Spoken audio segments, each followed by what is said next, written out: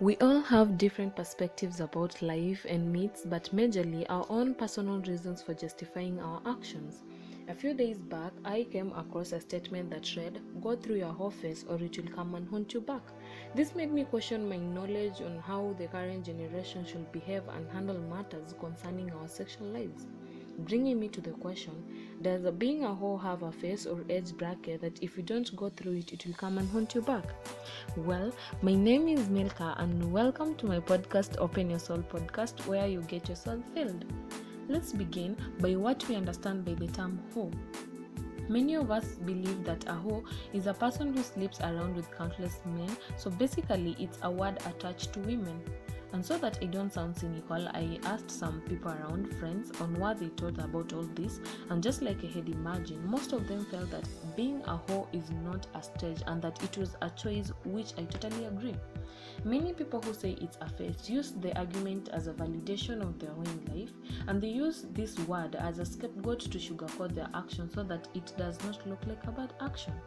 Well, I don't want to be judgmental, so maybe we focus on some of the reasons one may choose to be a whore.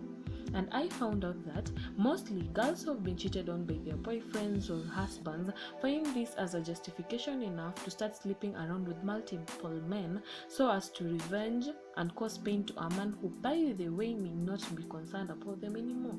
Well, as much as this is justification for them, I find this to be the most stupid form of revenge. I mean, come on. Can you go to an extent of lowering your self-worth in the name of revenge? Unless it's for pleasure, then that's a different case. Recently, a learned friend of mine sent me an article of one feminist, Chimamanda Ngozi Adichie, and I may not wholly agree with everything she says, but I love her literature on her advocacy to equality of gender, and that's a take. In her article, she talks about the feminist tools, and one of them being a question. Confusing, right? Well, she uses the question, can you reverse X and get the same results? I'll give an example. If a man cheats on a woman and you forgive him, will the same be true if a woman slept with another man? And if the answer is yes, then you choosing to forgive him can be a feminist choice because it is not based on gender inequality. Many people believe that a woman feminist response to a husband's infidelity should be to leave.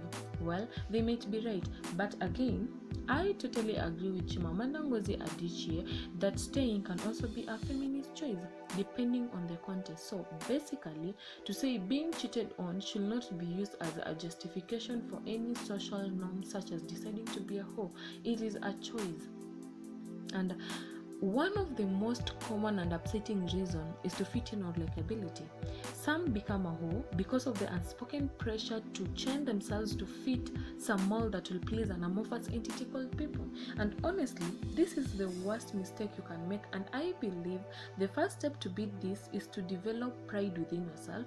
And just so you know, our curriculum isn't quite infused with the idea of teaching us pride in our history, so you will have to do the pride teaching yourself, bearing in mind self-worth comes from within yourself. And honey, nobody is going to teach you on how you are going to attain and have self-worth within yourself. It has to come from within, and you have to teach yourself. And I like Chimamanda's words. She talks about how it is your job to make yourself likable. Your job is to be your full self, a self that is honest to yourself, aware of the dignity you should uphold, not just as a woman, but as a superwoman. So maybe your reason is justified to yourself and the society, but upholding your standards high and being selfless can help you realize that you can be better than being a whore. So to me, being a whore is not a stage that everyone must go through. I will compare it with words that a friend of mine used. It's just like having children. Not everyone must have children. And as you think about this, I hope this discussion will enlighten your thinking, not just as a girl, but again as a superwoman. And if you want to continue to listen to more of this, subscribe to my channel and don't forget to turn on the notification bell so that you're notified when I upload my next talk. Goodbye.